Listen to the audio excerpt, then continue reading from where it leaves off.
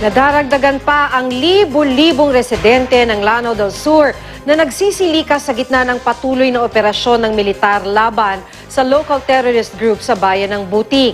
Umaasa ang militar na anumang oras, makukubkob na nila ang mismong kuta ng mga terorista. Makibalita tayo kay Tech Ocampo. Mahigpit ang seguridad sa mga daan papunta sa bayan ng Butig sa Lanao del Sur. Sa gitna ito ng opensiba ng militar para makubkob ang mismong pinagkukutaan ng Maote Group na itinuturing ng AFP bilang grupong terorista. Nagpayag daw ang mga ito ng suporta sa ISIS. Kahapon, napasok na ng militar ang bahagi ng Butig kung nasaan ang watchtower ng Maote Group na nagsisilbi raw nilang first line of defense.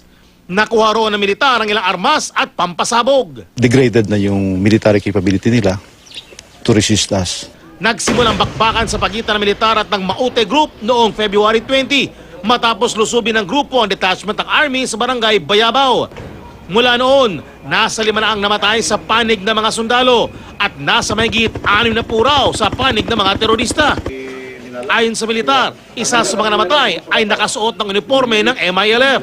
Sabi ng militar at ng MILF, may posibilidad na may mga taga-MILF nang nasangkot sa bakbakan.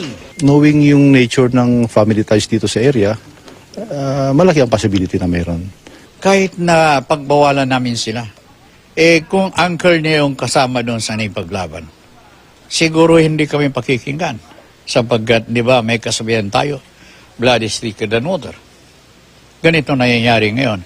Paniwala ng MILF, ang mga nakikipagbakbakan sa militar sa Butig ay mga galit daw sa gobyerno at kung paano ito inaasikaso ang peace process. Libo-libong pamilya mula sa Butig at mga katabing bayan ang lumikas dahil sa bakbakan.